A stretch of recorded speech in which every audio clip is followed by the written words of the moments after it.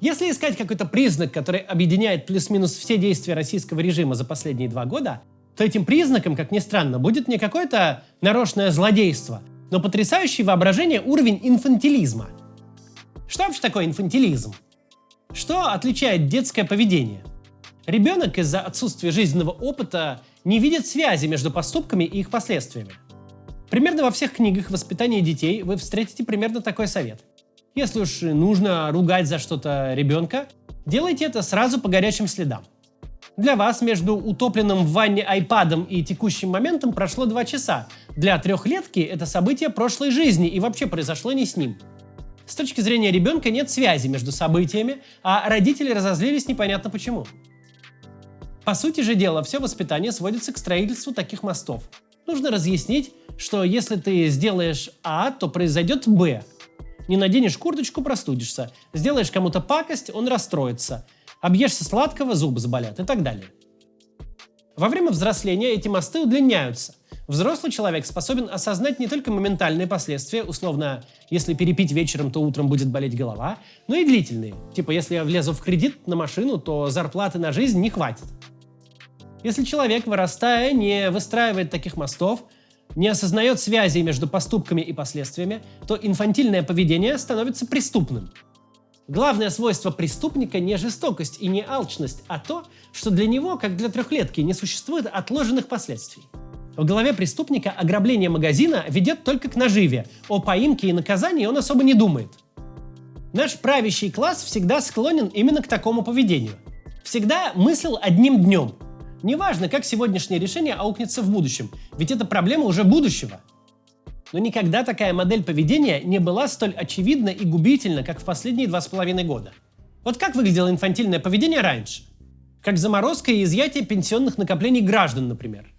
Да, мы грохнули накопительную пенсионную систему, которую только-только построили. Да, через 30 лет, когда на пенсию выйдут те, у кого мы все забрали, правительству придется проводить все реформы по новой.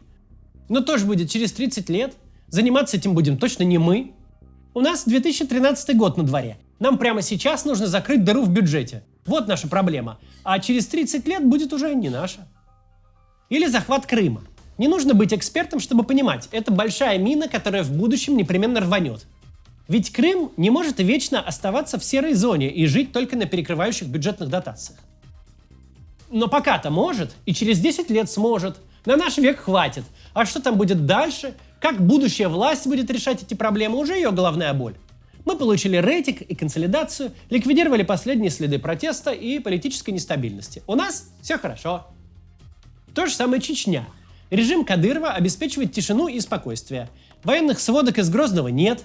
Что там на самом деле творится и как все это потом разруливать, пусть разбираются те, кому придется разруливать. Таких подарков будущим поколениям полно. Они есть почти в каждой сфере госуправления, почти в каждой отрасли экономики. Но есть важное различие между тем, что было до позапрошлого года, и тем, что началось после. А раньше речь шла о наследстве. О том, что последствия решения текущих задач аукнутся через десятилетия. Теперь же это не десятилетия, а месяцы. Раньше российское государство вело себя как подросток. В 16-17 лет у нормальных людей уже нет проблем с краткосрочными причинно-следственными связями. Но с долгосрочными могут быть проблемы. Почти любой подросток – супергерой, который может все. С ним сложно говорить о здоровье. Подросток не верит, что ему когда-то тоже будет 50. Что все вечеринки, алкоголь и сигареты, все избыточные нагрузки в спортзале, чтобы нравиться девочкам, одежда не по погоде, чтобы впечатлять мальчиков. Все это обернется в лучшем случае конскими счетами, а в худшем – жизнью в больничных коридорах.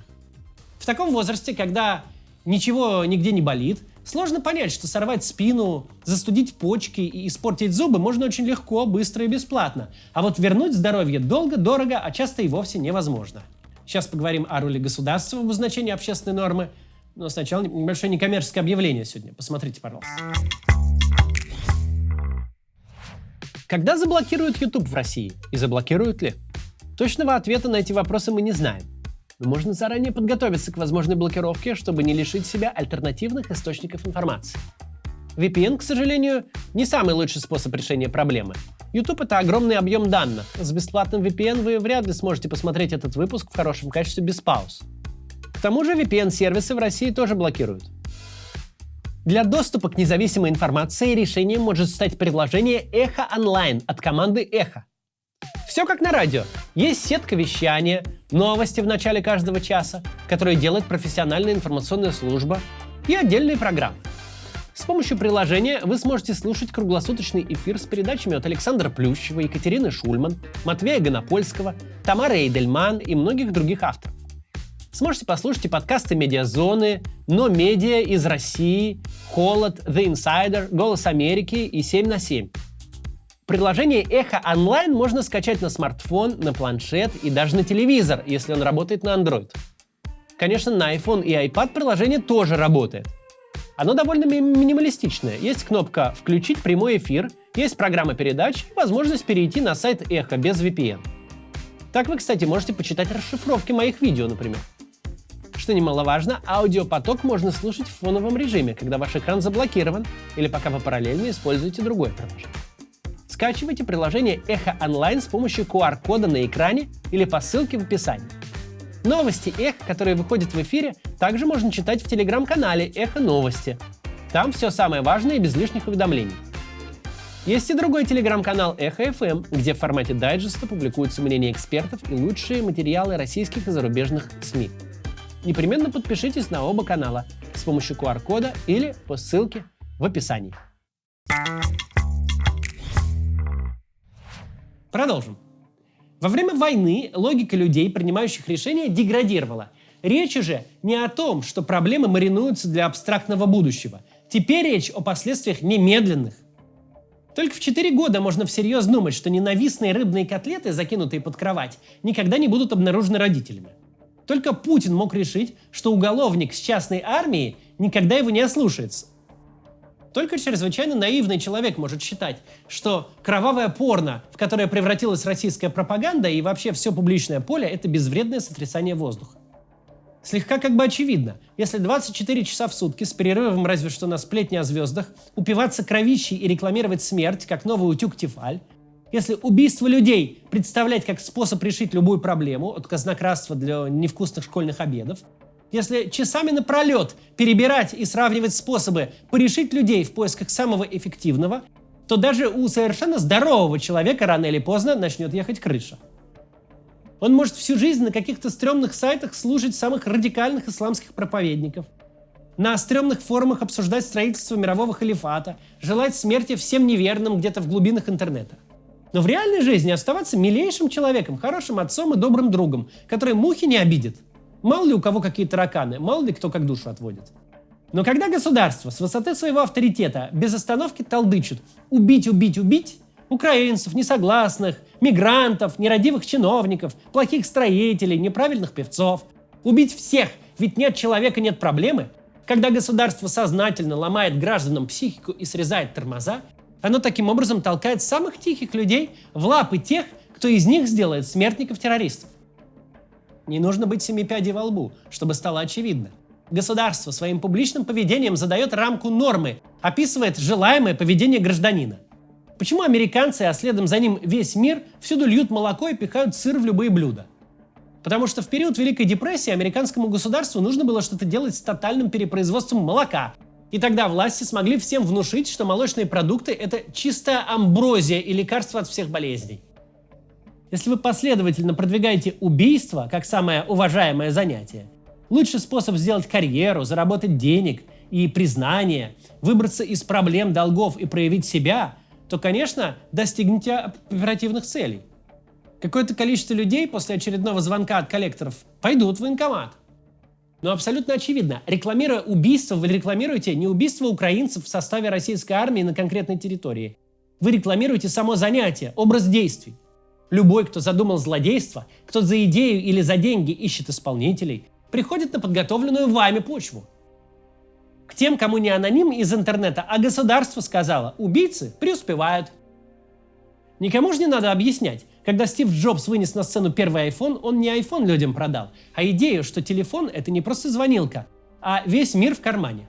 Неважно, какой фирмы телефон вы предпочитаете, вы покупаете ту идею, которую 17 лет назад продал миру Джобс. Полноценный комп в кармане нужен не только управленцам, банкирам и брокерам, а вообще всем.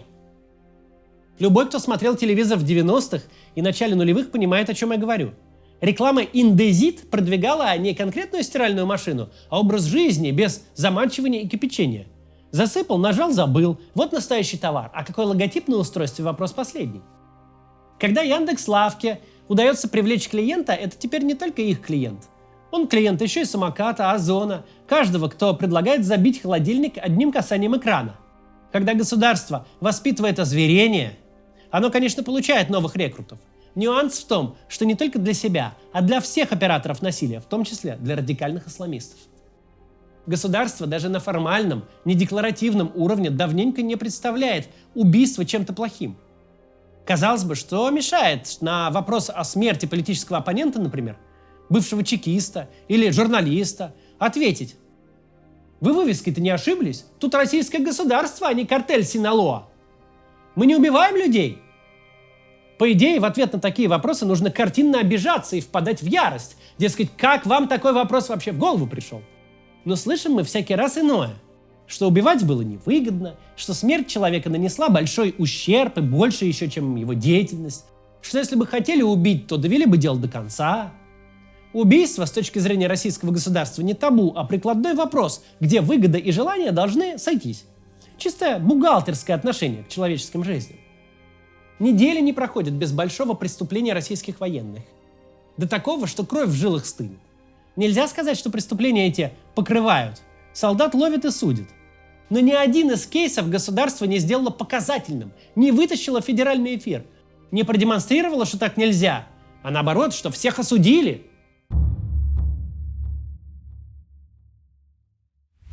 Можно ошибочно подумать, что для государства, ведущего войну, вредно показательно судить военных за жуткие преступления, вытаскивая наружу самые лютые подробности.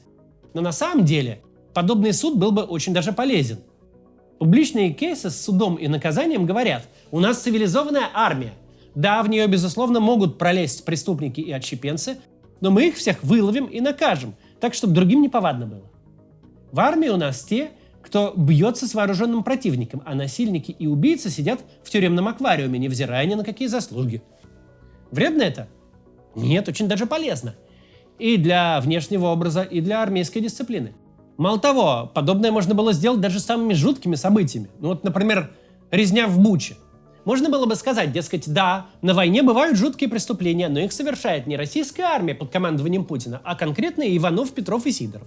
Они не срез нашей армии, а ее позор. Россия таких наказывает, а не покрывает. Вон они, судит их. Причем это было бы ведь правдой.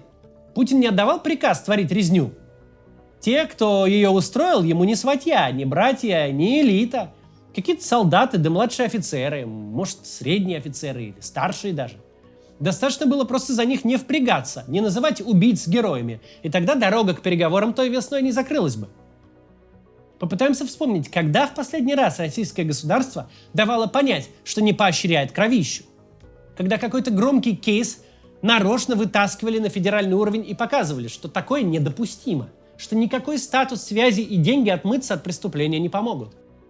Видимо, в последний раз это была Кущевка 14 лет назад. Ну и какой у подобной политики должен получиться результат? Нормализация насилия, пропаганда убийств, девальвация цены человеческой жизни, глорификация уголовников в итоге приведут к росту числа убийств или к снижению. Секты, банды, ячейки, разного рода фундаменталисты будут становиться более или менее радикальными. Люди на грани отчаяния скорее пойдут искать помощи, совета и терапии или мстить окружающим беспорядочной стрельбой. Это вопросы даже не для факультета госуправления. Они уровня 3 класса. Настолько простая связь становится очевидна уже в 10 лет. Если учитель будет хвалить и награждать за драки, если пятерки начнут получать самые отпетые хулиганы, то через месяц даже среди первоклашек начнутся голодные игры. С самого начала полномасштабного вторжения и мы, и абсолютно все внятные эксперты и журналисты в один голос говорили: начав войну, вы получите резкий скачок насилия всех форм и видов внутри страны. Говорили так не потому, что все вместе будущее увидели, а потому что у некоторых поступков есть однозначные и понятные последствия. Это было очевидно еще тогда, когда мы не знали, как далеко готов будет зайти Путин. Что выпустит зэков и объявит их героями, будет вести войну мясными штурмами, где цена жизни солдата ниже, чем в компьютерной стратегии с читами. Никто в самом начале не мог подумать, что война эта станет такой. Не американским Вьетнамом, не советским Афганистаном, а прям Первой мировой, где вторая волна наступает на хутор по трупам первой. Мы тогда еще не знали, что война станет настолько коммерческой, где так цинично и прямо будут менять жизни на бабло, что призывать новобранцев будут под лозунгом «не в бой за родину, а езжай на заработки». Даже когда война уже шла вовсю, мы не представляли, что государство будет настолько пугающе прямолинейным. Не выдумает никакой причины, почему люди должны забирать чужие жизни и отдавать свои. Причина только одна, и говорят они как есть. Ты воюешь за СМС от Сбербанка о поступлении средств, где больше нулей, чем ты сможешь посчитать, не то что заработать. Даже без этого всего, даже если Путин повел себя, как-то более адекватно, уж прям в лицо матерям погибшим не ржал бы и не рассуждал, что лучше помереть от пули, чем от водки, даже в таком случае глобальные последствия войны были очевидны еще до ее начала и проявили себя сразу же. В 2022 году еще публиковали полную статистику, и по ней видно, число убийств и преступлений с оружием начало резко расти. Не на единичные проценты, а на десятки процентов, но в отдельных регионах, включая Москву и Питер, число таких преступлений выросло в 2 и более раз. Но статистикой никого не впечатлишь. Цифры – это не новость. А пока рост преступности не дошел до запредельных величин, оценить его по ощущениям, по опыту, по новостям невозможно. Про 90 и более процентов убийств не напишет даже районный паблик, потому что эти 90% как под копирку, только фамилии меняются. Подозреваемый, распивая третью бутылку с потерпевшим, вспомнил о долге в 500 рублей 3-летней давности, по другой оказался кухонный нож, тело потерпевшего и спящий подозреваемый с орудием преступления в руках обнаружено нарядом на полу кухни. Невозможно ощутить рост таких преступлений, если ваша новостная лента не состоит из сплошных полицейских сводок. Такие последствия видны только в статистике. Только цифры нам могут сказать. Да, люди, побывавшие на войне, на оккупированных территориях, а также все, кого пропаганда накручивает до истерики, чаще пьют и хватаются за ножи. Чаще вдруг решают, что если их предали, цинично обманули или просто обидели, например, жена состроила глазки официанту, то надо идти не в ЗАГС за разводом, а в магазин за топором. Когда люди точно знают, что дальше фронта не сошлют, что тюрьмы больше нет, последствия следуют катастрофические. Резко растет количество конфликтов и бытовых стычек, которые еще недавно закончились бы руганью, взаимными пакостями, баном в соцсетях, в худшем случае мордобоем, а сейчас заканчиваются убийством. Велика ли разница пойти в военкомат или оказаться там спустя одну ночь в кутузке с бумажкой от следователя? Так уж устроено восприятие, что даже заведомо очевидные последствия вылезают наружу только вопиющим звездецом. Попытка еврейского погрома в международном аэропорту, горящий крокус с 150 погибших, главный оперативник областного ФСИН как заложник террористов в СИЗО, городской бой с исламистами, где полиция понесла больше потерь, чем террористы. Это не цифры и не отчеты, которые можно скрывать от общественности. Это беда, которая заставляет задавать вопросы. Что это и откуда взялось? Правда в том, что ни одна из этих катастроф с неба не свалилась. Это страшные признаки той трансформации общества, которая была предсказуемым последствием войны и идет вовсю.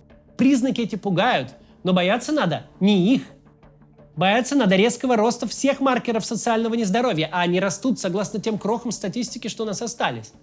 Бояться надо возвращения наших граждан к крепкому алкоголю, продажи которого растут. Бояться надо того, что процесс выпивки для россиян снова превращается из формы социализации, выпить пиво с друзьями, в способ выживания, залить глаза и забыться. Пострадать в громком трагическом событии типа теракта статистически сложно. Куда более реалистичный вариант – пострадать, когда ваш дальний друг детства неделю как приехал на побывку из-под Марьинки и на втором стакане всем тыловым крысам готов показать окопную правду. Что над соседом-уголовником, который раньше просто по мелочи портил вам жизнь, то дверь ключом поцарапает, то шины порежет, то на детей во дворе наорет. Над таким человеком больше не висит угроза тюрьмы, и он об этом знает. Что значит, шанс получить ломом уже не по лобовому стеклу, а по темечку для вас вырос в разы.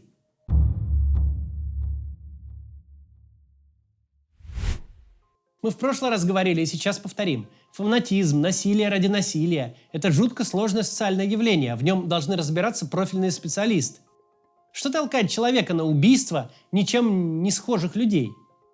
Когда выделить что-то общее между жертвами невозможно. Сказать, все они были, например, богатые или бедные, или чиновники, или все они силовики. Когда нет прозрачного мотива. Убивают всех, вне зависимости от конфессиональных, расовых, религиозных признаков, сексуальной ориентации или образа жизни. И такие убийства, по принципу «кто не спрятался, тот жмур», объяснения не имеют. В чем нет сомнений и в чем вина путинского режима более чем очевидна. Их инфантилизм. Решения, принимаемые без учета последствий, создают идеальную питательную среду для любых преступлений. Вина российского государства в каждом новом теракте имеет ту же природу, что и заслуга государства американского в создании Гугла. Прямой связи нет. Правительство США не знало, что парни в гараже делают технологическую революцию, которая через 30 лет будет приносить больше, чем любая промышленность, нефтянка, фарма и банкинг. Американское государство просто создало среду. Независимый суд, защита прав, выполнимое законодательство, политическая конкуренция и все прочие пироги здоровой системы. В такой среде гиганты зарождаются сами, а где, когда и в какой отрасли они появляются, никто не знает. Но все знают, как и чем удобрять поляну, чтобы те росли. Российское государство не организует теракты, никого не подготавливает пойти по пьяной лавочке разбить кому-нибудь голову. Оно просто удобрило полянку так, чтобы росли не гуглы, а насилие. Предсказать форму, природу, мотивацию насилия реалистично примерно настолько же, насколько найти тот самый гараж в Калифорнии, где ведутся разработки, которые через 10 лет обернутся компанией стоимостью в триллион. Насилие будет расти. А будут ли это банды рэкетиров из числа бывших военных или религиозные фанатики, не знает никто. Вот самая главная беда для будущего, с которой непонятно, что делать. Все обсуждают санкции, изоляцию, люстрации, кого в тюрьму посадить, платить репарации или нет. Но это все не так важно.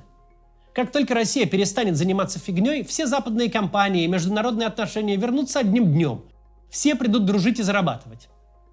Перепишите инструкции для чиновников, и вы всех этих милых людей не узнаете. Самые рьяные зетники, прифронтовые губернаторы, бесноватые депутаты одним письмом в налоговую сменят название своего фонда с помощью героям СВО на солидарности с Украиной и не перегонки побегут собирать деньги на отстраивание электростанций в Киеве. Чиновники везде, а тем более в России с ее непредсказуемыми политическими загогулинами, это не столько люди с отдельным мнением, сколько набор функций. Нам не нужно будет устраивать какой-то масштабный погром или перестройку государственной машины. Достаточно сказать этим людям «созидайте», и они будут созидать с большим энтузиазмом и еще большим даже, чем разрушали. Самая изумительная дискуссия о репарациях. Политически активные граждане страны, которая третий год профукивает гигантские нефтяные доходы, слила все свои резервы, довела «Газпром» до убытков, распугала из страны инвестиции. Они всерьез обсуждают расходы на восстановление самой близкой страны, самого лучшего рынка сбыта, буквально инвестиции в собственное будущее. Обсуждают это как проблему. А реальную проблему, которая не решается деньгами, простыми реформами, заменой плохих правил на хорошие, все будто бы не замечают. Как вывести из моды убийство? Как объяснить гражданам, что такое поведение снова ненормально, порицаемо и всерьез наказуемо? Что если судья сказал, что за двойное убийство ты будешь сидеть 25 лет, то именно столько ты и отсидишь. А не перекантуешься пару лет, пока государство снова не ударит в голову повоевать и отправить зэков на фронт. Почему все переживают о судьбе России так, будто речь идет о поверженной Германии, что в принципе невозможно? Какие репарации? Почему никто не переживает, что Россия разделит судьбу латиноамериканских стран? Все похоже один в один. В 20 век там так хорошо повоевали все со всеми, и почти в каждой стране еще гражданская война случилась. Так к этому делу они привыкли, что не могут бросить хоть ты тресни. Ничто не помогает. Ни программы реабилитации, ни армейские рейды. Богаче латиноамериканская страна, или беднее, либеральное там правительство, или авторитарное, левое или правое, без разницы. Уровень убийств везде, за редкими счастливыми исключениями, запредельный. Вот такой сценарий кажется реальным, и чем дольше Путин остается у власти, тем выше шансы на подобное будущее. И проблемой нашей станут не репарации, не люстрации, а общество, сознательно приученное к насилию. И как решать такую проблему, не знает никто. До завтра.